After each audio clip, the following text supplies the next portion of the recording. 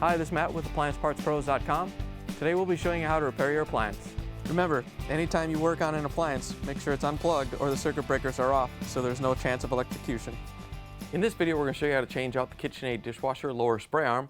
It's going to be a very easy repair and should only take a few minutes to show you how to do it. If you already have one of these, great. If not, you can click on the link below or get it at AppliancePartsPros.com.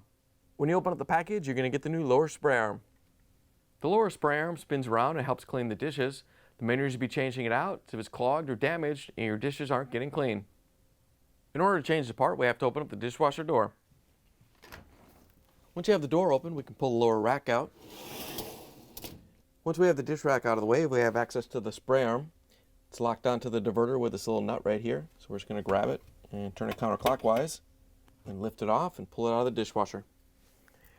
Here's the old lower spray arm next to the new one. If you already have one of these, great. If not, you can get it at AppliancePartsPros.com. To put the new lower spray arm in, you just want to line it up with the base, set it down into place, and turn it clockwise to lock it in. Once you have it secure, you can push the lower dish rack back in. Once you have the rack in, you can close the door, plug it back in, and take it for a spin. Thanks for joining us for another successful repair brought to you by AppliancePartsPros.com. Check out our other repair videos on our site, Facebook, and YouTube.